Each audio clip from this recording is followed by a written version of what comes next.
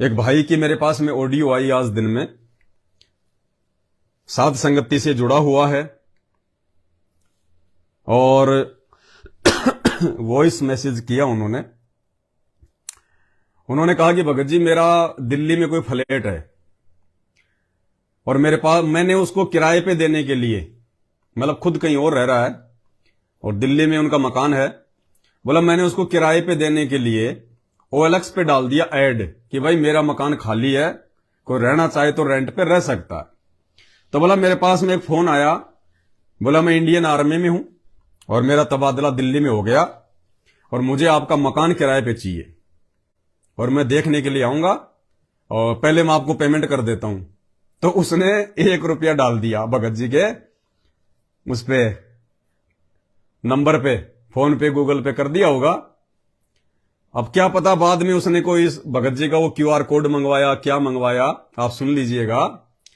तो उसने कहा कि मैं आर्मी में रहता हूं और आर्मी के स्कैनर से मैं आपको बाकी पेमेंट करूंगा। तो भगत जी ने शायद अपना QR कोड भेज दिया होगा। उस भाई ने 2 बार में 50-50 हजार रुपए करके और 1 लाख रुपया उसका 2-4 दिन पहले उसके खाते से तुरंत उड़ा दिए, क्योंकि आपको पता है आजकल ऑनलाइन ठगी का काम है। आदमी को मेहनत करते हुए जोर आता है, आध्यात्मिक ज्ञान है नहीं। और हमारे परमात्मा ने क्या कहा कि ये जो शिक्षा जो तुम्हें मिली है, आज से पहले नहीं थी ये अक्षर ज्ञान शिक्षा, ये शिक्षा ने इंसान को चतुर बना दिया, शाना बना दिया, कर्म फुड़वारी है ये शिक्षा। यदि इस शिक्षा से आपने भगवान को नहीं पहचाना, तत्वदर्शी संत के शास्त्र प्रमाणित सत्संग सुन के यदि आपने भगवान को नहीं पहचाना और भक्ति से नहीं जुड़े, तो ये शिक्षा आपके ये कर्म फुड़वाएगी, आपसे चोरी जारी करवाएगी, ठगी करवाएगी, 2 नंबर के धंधे करवाएगी और अंत में आपको मरने के बाद में नरक में ठुकवा देगी। तो भगत जी के 1 लाख रुपए उसने उड़ा लिए। फिर भगत जी ने दुखी मन से मेरे पास में ऑडियो भेजी कि भगत जी मुझे कोई समाधान बताओ। पहले भगत जी की ऑडियो सुन लो। सच्चाई पवन भगत जी, मैंने आपका वो पैसे का लेन देन वाला वीडियो देखा था। अभी 4-5 दिन पहले 25 तारीख को मेरे अकाउंट मैंने है ना OLX पर हाउस रेंट के लिए एक ऐड डाला था, जिस जो वहाँ से दिल्ली से एक कॉल आया कि मैं डिफेंस में हूँ और मैं 1 तारीख को आपका हाउस लेना चाहता हूँ और मेरा ट्रांसफ़र हो रही है 1 तारीख को, मैं वहाँ आके शिफ्ट होना चाहता हूँ, तो वो हाउस लेना चाहता हूँ। तो मैंने इसको यस कर दी। इसने कहा कि आप लोकेशन भेजो और QR कोड उसने मेरे को भेजा। पहले उसने मेरे को 1 रुपये दिया, फिर इसने कहा कि आप इसको स्कैन करके, ये मेरा आर्मी का मशीन का स्कैनर है, आप इसको स्कैन करके मैं आपको पेमेंट डाल देता हूँ। ऐसे धोखे से उसने करीब 1,23,000 रुपये मेरे खाते से 2 टुकड़ों में 2 बैंक खातों से निकाल लिए। पवन भगत जी, अब मैं बताओ क्या करूं और इस बारे में कोई सलाह दीजिए। 4-5 दिन से मेरी थोड़ा भक्ति में बाधा हो रही है और ना मन नहीं लग रहा, या इसको कर्जा समझकर भूल जाऊं कि मैंने भाई पिछले जन्म में कोई ले रखा था, या फिर कुछ और बात है। कृपया थोड़ा समाधान करें। तो भगत जी अब वो कर्जा समझ के बोलना तो मजबूरी हो गई कि भाई उसने पिछले जन्म में, हो सकता मैंने उसके खा रखे हो, इस जन्म में उसने मेरे खा लिए हैं। अब ये तो एक मजबूरी हो गई, ऑप्शन नहीं है भगत जी हमारे पास में, क्योंकि ऐसे जो ठग लोग होते हैं वो हर प्रकार से सावधानी बरत के, वो सिम भी किसी और के नाम पे होती है, वो खाता नंबर भी उसका किसी और के नाम पे होता है, फर्जी तरीके से लोग ऐसे काम करते हैं। तो भगत जी कह रहे हैं अब क्या करूं, कोई सलाह दीजिए ताकि मेरा भक्ति में मन लगे। भक्ति में मेरा मन भी नहीं लग रहा। तो सलाह भगत जी, परम पूज्य सतगुरु रामपाल जी भगवान के आशीर्वाद से दास ने लगभग 2 साल पहले एक 3.5 घंटे का वीडियो बना के दी थी, जब दास उत्तराखंड में रहता था और जब कोरोना का टाइम चल रहा था। तो आपको पता होगा एक नीले कलर की शर्ट धारी वाली, जो कि सिक्योरिटी गार्ड की उस समय में नौकरी करता था हॉस्पिटल में, कोविड वार्ड में, तो वो सिक्योरिटी गार्ड वाली एक मैंने वो नीले नीले कलर की, वो काले काले यहां पे बैज लगे हुए, एक शर्ट पहन के एक 2.5-3 घंटे का वीडियो बनाया था। उसमें यही तो सारी बातें समझाई गई थी। और दास ने क्या कहा था उस समय कि भाई अगर भगत बनना है, सतगुरु रामपाल जी भगवान के साथ में सतलोक चलने की तैयारी करनी है, गुरु जी को प्रसन्न करना है, तो परमात्मा की उस वाणी को पकड़ लो, उस वाणी के अनुसार चलना पड़ेगा। साईं इतना दीजिए जिसमें कुटुंब समाव, हम भी भूखे ना रहें और कोई अतिथि ना भूखा जाए। बस परमात्मा इससे ज्यादा यदि हमारे भाग्य में हो, हमारे संस्कार में भी हो, तो भी परमात्मा आप उसको कैंसिल कर देना और हमें केवल इतना ही देना कि हमारी दाल रोटी का खर्चा पानी चलता रहे, आपकी भक्ति बनी रहे। और दूसरी वाणी, सुख के माथे पत्थर पड़े जो नाम हृदय से जाए, बलिहारी उस दुख के ऊपर जो पल पल नाम रटाए। कि हे परमपिता परमात्मा, आप हमें ऐसा मीठा मीठा दर्द, मीठा मीठा दुख भी दिए रखना जिससे आपकी भूल ना पड़े, आपकी याद बनी रहे, पल पल हम आपको याद करें। मालिक हमें ऐसा वो सुख भी ना दे देना कि हमें आपके नाम की भूल पड़ जाए या हमारे अंदर भक्ति और भगवान के प्रति भाव ना बने। तो दास ने लगभग 2.5-3 साल पहले भगत जी वीडियो बना दिया था और दास ने फिर प्रार्थना की थी कि संत रामपाल जी के भगत को अधिक धन अपने पास में रखने की आवश्यकता नहीं होनी चाहिए। हम सांसारिक लोगों की तरह लोभी लालची नहीं है। कामी क्रोधी लालची इनसे भक्ति न होए, भक्ति करे कोई सूरमा, जात वर्ण कुल खोए। तो दास ने कहा था कि यदि आपका कोई अकाउंट है, कोई खाता है, तो अपने अकाउंट या खाते में 20-30 हजार रुपए से ज्यादा भगत के पास में नहीं होने चाहिए। अगर ज्यादा धन है, ज्यादा पैसा है, तो अपने घर पे रखो, कैश में रखो, नगद पे रखो। इन बैंकों में आपने 25-30 या 50 हजार रुपए से ज्यादा नहीं रखना चाहिए, क्योंकि समय आने वाला पता नहीं कौन सी वो करवट ले, ना जाने ऊंट कौन सी जो है वो करवट बैठे, कौन सी वो करवट लौटे। ये कब ये बैंक बंद हो जाएंगे, कब कोई मैनेजर पैसा लेके भाग जाएगा, सरकार बैंक को दिवालिया घोषित कर देगी, तुम्हें तुम्हारी उस इनकम का 5% देगी सरकार। आजकल ऑनलाइन ठगी के धंधे चल रहे हैं। लोग अपने लोभ लालच में आके, मीठी मीठी बातों में आके अपने खाता नंबर दे देते हैं, अपने वो पिन नंबर दे देते हैं, स्कैनर भेज देते हैं।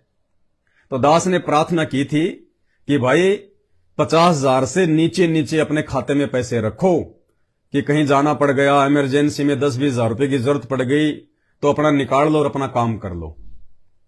बैंक में ज्यादा पैसे रखने की आवश्यकता नहीं है। इसका फायदा हम लोग इस प्रकार की ठगी से बचेंगे और दूसरा, हमें बैंक का ब्याज नहीं खाना पड़ेगा, बैंक का ब्याज का पैसा भी नहीं लेना पड़ेगा हमारे को। लेकिन नहीं ध्यान दिया। अब नहीं ध्यान दिया तो उसका खामियाजा भुगत रहे हैं। मालिक के वचनों पे नहीं चलेंगे, परमात्मा की शिक्षाओं पे नहीं चलेंगे, तो भाई उसका खामियाजा फिर हमें भुगतना पड़ेगा, फिर डबल मार पड़ेगी। परमात्मा कहते हैं या तो समय रहते मेरे ज्ञान को आधार बना के तुम संभल जाओ, सही रास्ते पे चल पड़ो, अन्यथा यदि मैं सही रास्ते पे चलाने के लिए निकल पड़ा, यानी परमात्मा जब अपनी प्रोसीजर स्टार्ट करेगा, फिर भगत को दर्द होगा, फिर पीड़ा होगी। अब बताइए, इतना पैसा आपका 1.5 लाख के आसपास, 1.25 लाख के आसपास आपका रुपया चला गया है, और परमात्मा की सेवाओं में आपने कितना का लगाया भगत जी? हैं? परमात्मा की सेवा में आपने कितना का लगाया?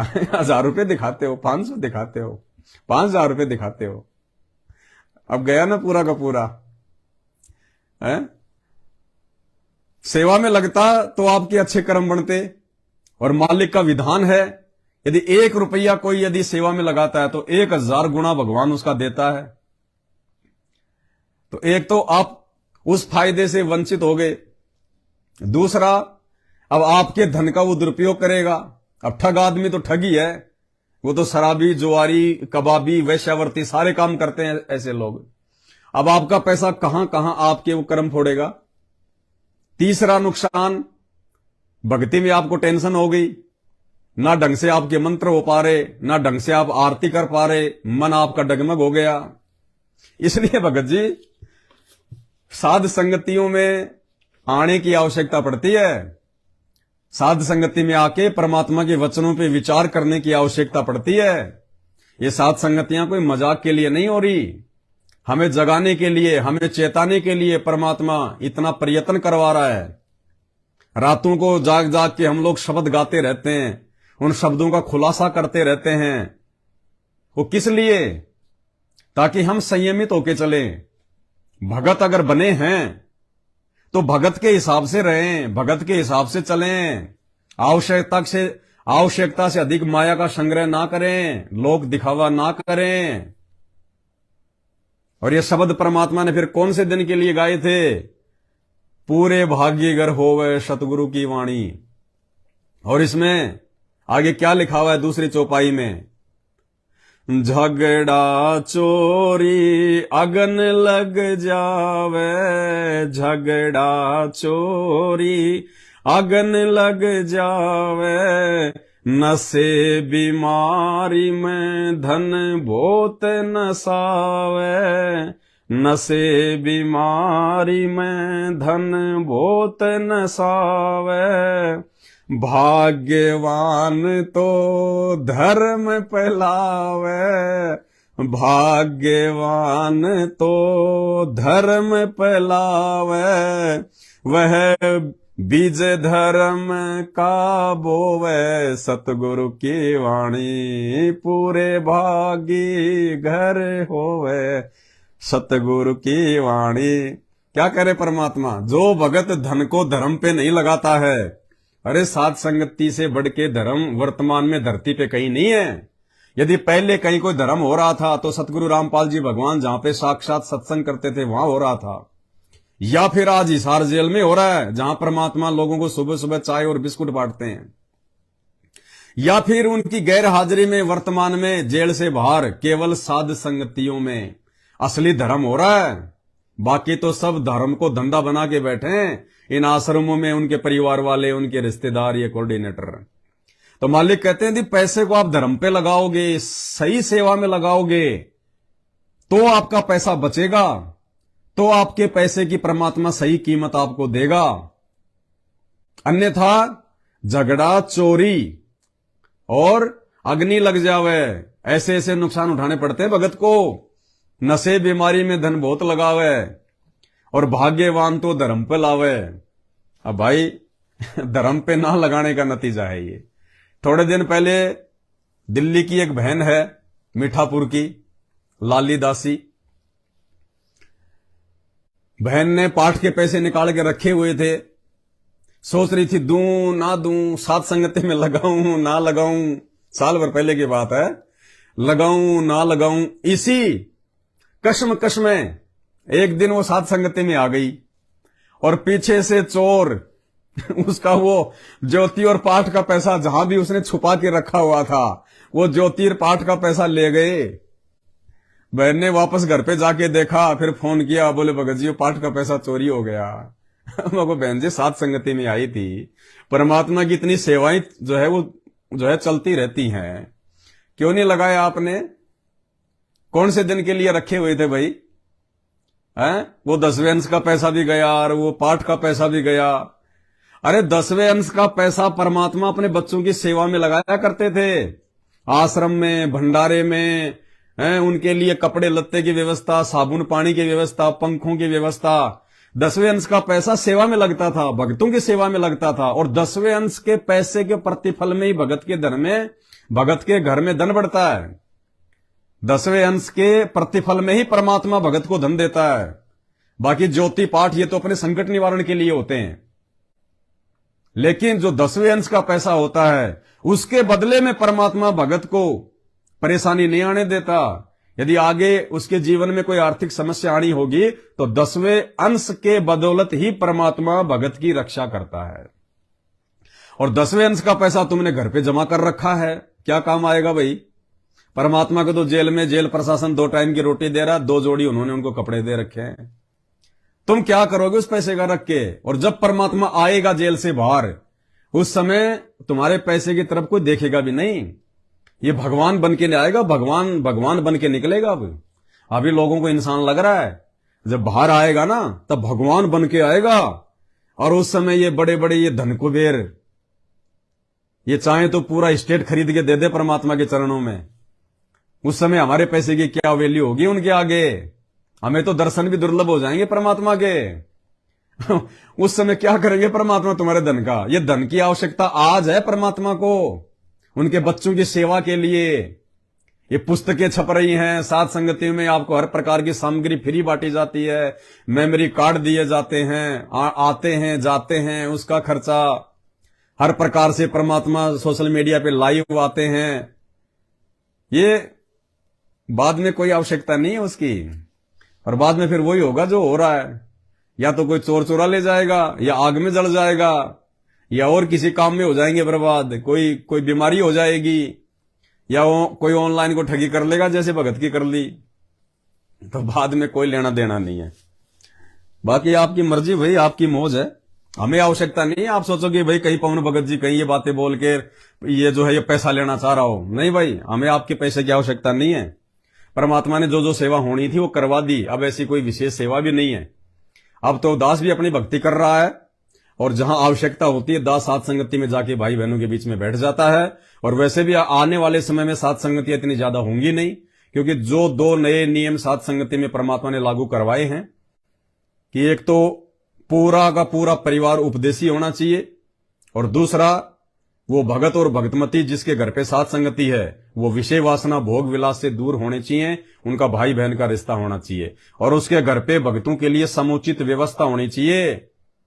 ऐसा नहीं है कि एक मकान है भगत बुला लिए 100। अगर घर पे व्यवस्था है पूरी लैट्रिन बाथरूम की, रहने की, रात को सोने की अच्छी प्रकार से, तो ही साथ संगति रखवानी है। अब ये 3 कंडीशन हर किसी से पूरी होंगी नहीं, तो साथ संगतियां इतनी होंगी नहीं, और जबरदस्ती हमने साथ संगतियां करवानी नहीं, क्योंकि परमात्मा को चाहिए मलाई, परमात्मा को चाहिए हीरे मोती लाल। परमात्मा सतलोक के लिए आत्मा छाट रहे हैं, परमात्मा ज्ञान के लिए नहीं जोड़ रहे कि आ जाओ आ जाओ आ जाओ आ जाओ। अगर ऐसे भीड़ इकट्ठा करनी है तो 9 आश्रम खुले हुए हैं, उनके नाम पे वहां जाओ भाई। साथ संगति में ये कचरे की आवश्यकता नहीं है, साथ संगति में भीड़ की आवश्यकता नहीं है। साथ संगति में वो आएगा जो बिल्कुल ऐसा होके आएगा जैसे इनके घर में कोई मर गया हो, बिल्कुल ना कोई चटकीले भड़कीले वस्त्र, ना कोई मान अभिमान, ना कोई मान बढ़ाई। माता बहने, वो माता बहने साथ संगतियों में ना आए, हाथ जोड़ के प्रार्थना है, जो ढंग के और ढीले ढाले कपड़े नहीं पहन सकती, जो माता बहने अपना सोना चांदी नकली आभूषण अपने घर पे नहीं छोड़ सकती, नहीं फेंक सकती, बिल्कुल सिंपल तरीके से बन के आना पड़ेगा, भगत बन के। अगर कोई नया भगत है और अगर वो पहली बार साथ संगति में आ रहा है, कोई बहन आ रही है, तो पहली बार तो वो सोना चांदी पहन के आ सकती है क्योंकि उसको ज्ञान नहीं है, फिर उसको समझाया जाएगा। लेकिन दूसरी बार वो बहन उसी साथ संगति में जाए, उसी साथ संगति में जाना उसको अलाउ है, अपना सब कुछ सोना चांदी गहने गाठी नकली नुकली सब उतार के अपने घर पे। साथ संगति में बकवाद अलाउ नहीं होगी बिल्कुल भी, 1% भी। और जो ऑलरेडी साथ संगति से जुड़े हुए हैं उनको बिल्कुल साधु बन के, ये छटनी हो रही है, रह जाओगे। और इस समय रह गए तो परमात्मा कहते हैं पूरे युग में पार नहीं हो पाओगे, पूरे युग में। और हमें किसी से कोई स्वार्थ नहीं है, हमें किसी से कोई दान दक्षिणा नहीं चाहिए, हमें किसी से कोई पैसा नहीं चाहिए, कोई माया नहीं चाहिए। अपने घर पे रखो अपने पैसों को, अपनी माया को।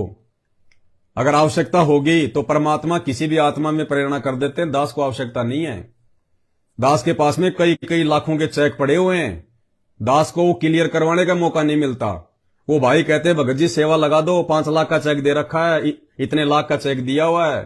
दास कहता है भैया जबरदस्ती मैं क्या करूंगा चेक क्लियर करवा के, मुझे आवश्यकता ही नहीं है।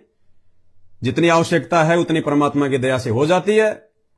तुम्हारा धन तुम्हारे पास में है, कोई दिक्कत नहीं है। हालांकि उनके भाव हैं बहुत अच्छे, लेकिन भाई ये सत मार्ग है परमात्मा का, ये कोई पाखंडी गुरु की भक्ति नहीं है, ये कोई धन इकट्ठा करने की भक्ति नहीं है। हमने सतलोक जाना है। दास तो डरता है कि कहीं परमात्मा के बच्चों की 1 रुपए की सेवा का भी कहीं दुरुपयोग ना हो जाए। ये परमात्मा का आसन लगा हुआ है, परमात्मा बैठे हैं, मालिक साक्षी हैं, मालिक के चरणों में बैठ के लाइव चल रहा है। घर पे परमात्मा को भोग लगता है, सुबह दोपहर शाम को फिर रात को 4 टाइम। सुबह परमात्मा को नाश्ते का भोग लगता है। हलवा केवल इतना ही बनाते हैं, एक व्यक्ति के हिसाब से। ऐसा नहीं कि मालिक के नाम पे हलवा बना लिया आधी किलो और मालिक को चढ़ा के फिर अपना पेट भर रहे हैं। नहीं, एक व्यक्ति के हिसाब से बनाते हैं, केवल अपने परमपिता परमेश्वर सतगुरु रामपाल जी भगवान के हिसाब से कि एक व्यक्ति जो है वो कितना हलवा खा सकता है।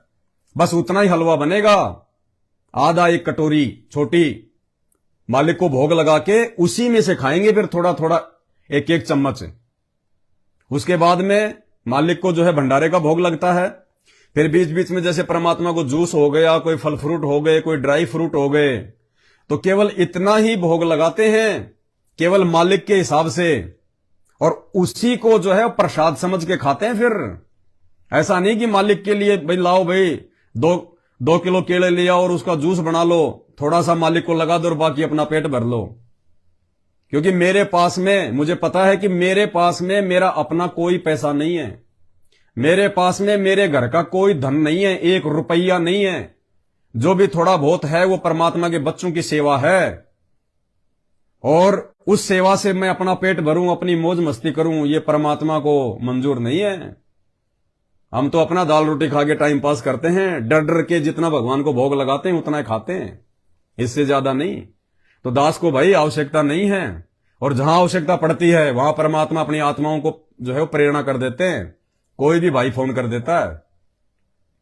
तो कहने का मतलब है, मालिक के विधान के अनुसार चलेंगे तो हम सतलोक जाने के लायक बनेंगे। ये समय मौज मस्ती करने का नहीं है, ये मनोरंजन का समय नहीं है। 1-1 कदम भक्ति मार्ग पे फूंक फूंक के रखना हमने। वो परमात्मा हिसार जेल में बैठ के वो यही सब कुछ देख रहा है। वो बच्चा नहीं है, वो बालक नहीं है, इस ब्रह्मांड की ऐसी कोई शक्ति नहीं है जो उनको जेल में बैठा दे। वो अपनी मर्जी का मालिक है, सतलोक का राजा है, अपनी मर्जी से गया है, मर्जी से आएगा। अगर ना जाता तो उन अज्ञानी लोगों का पाखंड, उनके परिवार का पाखंड, उनके परिवार का अज्ञान, वो बड़े बड़े भगत जो हमारे को बहुत बड़े बड़े सूरमा दिखाई देते थे कि इसको तो सारनाम मिला हुआ है, ये तो गुरुजी के चरणों में बैठ के सेवा करता था, और ये तो गुरुजी का बॉडीगार्ड था, ये तो गुरुजी का कैमरामैन था। उनका अज्ञान, उनका पाखंड, उनके कुकर्म आज वो सार्वजनिक नहीं होता, और हम आगे चल के बहुत बड़ा धोखा खा जाते उन अज्ञानियों पे विश्वास करके। क्योंकि दीपक तले हमेशा अंधेरा रहता है, और हम ये सोच के कि जो गुरुजी के पास है ये तो बहुत ज्ञानी है, बड़े ज्ञानी है, कुछ नहीं, थोते चने। तो परमात्मा के बहुत सारे खेल होते हैं, एक तीर से अनेकों शिकार करता है ये परमात्मा। तो मालिक ने हमारा ज्ञान योग भी खोलना था कि मैं आश्रम में बैठ के सत्संग सुना रहा हूं, 27 साल हो गई, इनको कोई समझ में नहीं आ रही। आते हैं, खाते हैं, पीते हैं, सत्संग सुनते हैं, वाई वाई करके निकल जाते हैं। 27 साल हो गई, गुरु को भगवान मान नहीं रहे, कागज की फोटो को भगवान मान रहे हैं। तो बहुत सारे खेल खेलता है परमात्मा। आज अगर ये जेल में जाके ना बैठता तो इनके परिवार का पाखंड सबके सामने नहीं आता। उनमें कितना ज्ञान है, जिन्होंने स्टेडियम बनवा दिए, रक्तदान, देहदान, रैली, धरने, राजनीति, जो कुक्रम संत रामपाल जी ने छुड़वा के सतलोक ले जाना है, वो सारे कुक्रम उन्होंने 2014 के बाद में संगत से करवा दिए, सबका सत्यानाश करवा दिया। और फिर आज परमात्मा के सत्संग हमारे जो है समझ में आने लग रहे हैं। आज हमें गुरु की पहचान हो पाई है बरवाला कांड के बाद में। आज हमारे भाव बन रहे हैं हमारे गुरु जी में, हमारा विश्वास बढ़ रहा है साथ संगति से जुड़ के। ये साथ संगति कैसे शुरू होती है अगर बरवाला कांड नहीं होता तो परमात्मा एक तीर से अनेकों शिकार करते हैं। तो भाई और बहनों, हमने सतलोक जाने की जो है वो तैयारी करनी है। ना दुनिया देख के चलनी, ना इन भक्तों को देख के चलना, ना गुरु जी के उस कलयुगी परिवार को देख के चलना। वो क्या कर रहा है, क्या खा रहा है, कैसे चल रहा है, भाड़ में जाए, उनके कर्म उनके साथ है। जितना हमने समझाना था संगत को समझा दिया, हजारों वीडियो बना दिए, देख लो सोशल मीडिया पे। अब हमने अपने आत्मिक उद्धार के लिए आगे बढ़ना है, तो भगत जी उसके लिए हमने परमात्मा की प्रत्येक मर्यादा में, प्रत्येक वचन में चलना पड़ेगा। साईं इतना दीजिए जिसमें कुटुंब समाव, हम भी भूखे ना रहे साधु न भूखा जाए। इस वाणी को फॉलो करना पड़ेगा। आप चाहे कितने धनी हो, कितने आपके पास मकान है, कितनी आपके पास जमीन है, आपने उन चीजों का मान गुमान छोड़ के, अभिमान छोड़ के, अहंकार छोड़ के, और उन चीजों की तरफ ध्यान ना देके कि मेरे पास इतनी जमीन है, मेरे पास इतने मकान है, मेरे इतने फ्लैट हैं, मेरे पास इतना धन है, कुछ नहीं है। कल को छोटी सी बीमारी लग जाए ना, छोटी सी बीमारी, हॉस्पिटल महंगे हो जाएंगे। वो कमाया धन 1 साल में निकल जाएगा। और जब कोई केस पानड़े हो जाएंगे, कोई मुकदमे हो जाएंगे, वो जमीन तक बिक जाती है लोगों की, मकान तक बिक जाते हैं, खुद किराए के मकान में रहने लग जाता है जो दुनिया के लिए किराए के मकान बना रहा था। तो भाई परमात्मा के आश्रित होके चलो, मालिक के वचन में सिमट के चलो। ये वाणियां सुबह सुबह 1 घंटा खड़ा होके परमात्मा मनोरंजन के लिए थोड़ी सुना रहा है। उन वाणियों पे अमल करने का समय आ गया, उन वाणियों पे चलने का समय आ गया, गुरु भगवान के वचनों पे विश्वास करने का समय है ये। नहीं तो धोखा खा जाएंगे, बहुत बड़ा धोखा खा जाएंगे। तो क्या कह रहे हैं परमात्मा? एक लाला जी था सेठ धनी, उसने अपने मुनीमों से एक दिन अपनी टोटल संपत्ति का, सारी संपत्ति का टोटल करवाया कि कितनी संपत्ति होगी। उन्होंने बताया जी इतनी होगी, मेरी कितनी पीढ़ी इससे निर्वाह कर सकती है। उन्होंने बताया कि जी आपकी 5 पीढ़ी तो बैठा खा सकती है, इतनी संपत्ति आपके पास धन है। अरे भले आदमियों, फिर छठी क्या खाएगी? वो छठी क्या खाएगी? और कुछ विधि बताओ। तो उन्होंने कहा जी साधु संत बताते हैं, उनके सत्संग सुनने चाहिए। तो सत्संग में बताया गया कि भाई दान करे, जब धन चाहे तो दान करे, और दान से धन घना मिलता है। और दान में जैसे साधु संत भक्तों को जो दान कराया जा वो ज्यादा लाभ देता है। जैसे यहाँ तो सारे साधु संत आते हैं, भगत, असली भगत तो यहाँ आते। फिर भी जो भी जैसा मालिक के नाम पर कहीं के जंगलों में झोपड़ियों में बैठे थे साधु भगत, तो पिछले संस्कारी होते, पिछले पुण्य उनको प्रेरित करते हैं, तो वो कहीं ना कहीं बैठ कर राम राम करते ही रहते हैं। लेकिन भविष्य का चार्जर उनके पास है नहीं, पिछले पुण्यों उनके पास है, जिस कारण से प्रेरित होकर के इतना बड़ा फैसला लिया, जंगल में बैठे या कहीं भी कोई साधना कर रहे हैं। तो उनके पिछले पुण्य ही वहां फल रहे होते हैं। एक आधे को आशीर्वाद दे दे, उन्हें लाभ हो जाए, उसको रोटी मिल जाए, ऐसा चल रहा था इनका काम। तो एक साधु था और पति पत्नी थे, दोनों वहां रहते थे। उनको मालूम था यहाँ भगत हैं। तो उस लाला जी ने क्या किया, सेठ ने सभी मुंशियों को कहा कि नौकरों को साथ लो और आसपास जितने भी साधु संत हैं सबको आटा दे आओ, किसी को जो मांगे खांड दावल चाल सब ले जाओ और दे के आओ। अब देते हुए आ रहे थे, उस भगत के यहाँ आए। उन्होंने कहा कि ले भगत जी, हमारे लाला जी ने आपके लिए एक सीधा भेजा है, यानी आटा चावल खांड नमक आदि दाल आप ले लो। उसने अपनी पत्नी से कहा कि देखना कितना सामान अपने पास है।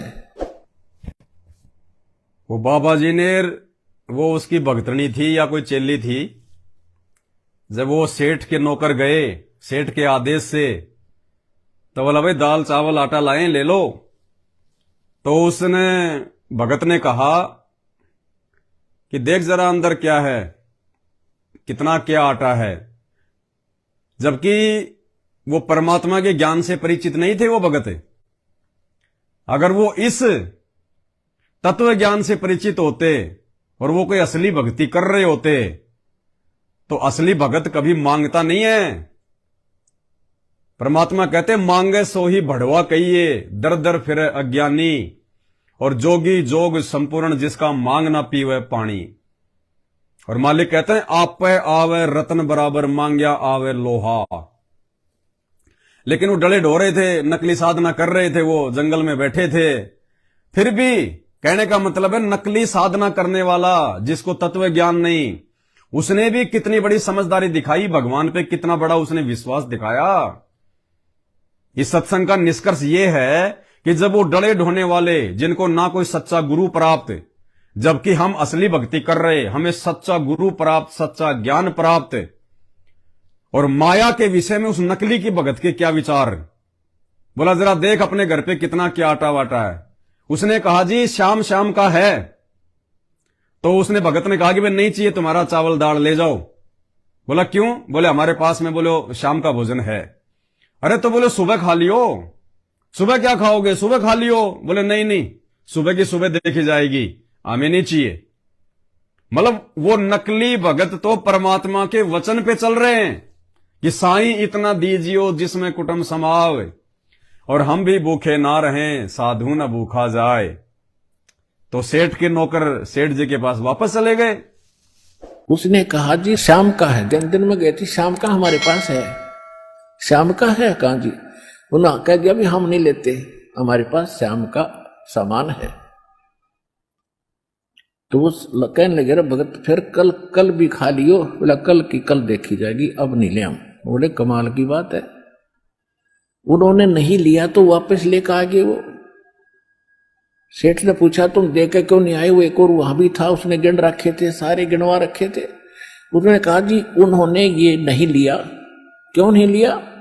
उसने ये कहा कि शाम का तो है, सुबह का भगवान और देगा, आप देगा, हम टेंशन नहीं लिया करते। अब उस लाला जी का सिकरो घूमया फिर दिमाग का। अरे तेरा गजब हुई हो, मैं तो छठी पीढ़ी का ठेका ले रहा हूं, सुबह की भी परमात्मा पे छोड़ दी। वहां से चलकर वहां आया, उसने पूछा कि भाई आप ऐसा निर्णय क्यों ले रहे हो, भूखे मरोगे? भूखे? वो कहने लगे भूखे मरा करें वो जो भगवान पर विश्वास नहीं करते। और हमें भगवान आगे से आगे देता उसने, क्योंकि ज्ञान सुन रखा था। लाला जी को बैठा लिया, कहते मां के पेट में जब आप थे किसने चिंता थी तेरी? यह तो बात सही है। जब आप मां के गर्भ से बाहर आए, आपका दांत नहीं थे, आप रोटी चावल आटा नहीं खा सकते थे, और उससे पहले आपकी मां के सतन में दूध भी नहीं था, हक नहीं था। बाहर आते ही बालक कितना चिंतित है, आपको अमृत दूध पिलाया। अरे तू ठेकेदार हो रहा छठी पीढ़ी का, तेरी बुद्धि भ्रष्ट होगी लाला जी। और गधे की योनि में जागा तू। तेने बोला जी के करूं मैं, तो मेरे गया के करूं, कोड इकट्ठा कर लिया तने, पाप का भागी तू होगा, खाएंगी तेरी पीढ़ी। वो अपनी किस्मत साथ लेकर आएंगी, तेरे भरोसे नहीं है। अब क्या करूं मैं, तो मेरे गया के बोला इसने बांट दे, धर्म कर दे, तेरी जान बचेगी। तब उस लाला जी ने वो भंडारा शुरू किया, धन भी नहीं बचेगा तेरा। तो कहने का भाव यह है पुण्यात्मा, हम तो बहुत लंबा चौड़ा हिसाब लाए बैठे हैं, एक पल का भरोसा नहीं। देखो अंत में आपने इस स्थिति में आना पड़ेगा, और जिस स्पीड पर आप चले इसका कोई अंत नहीं।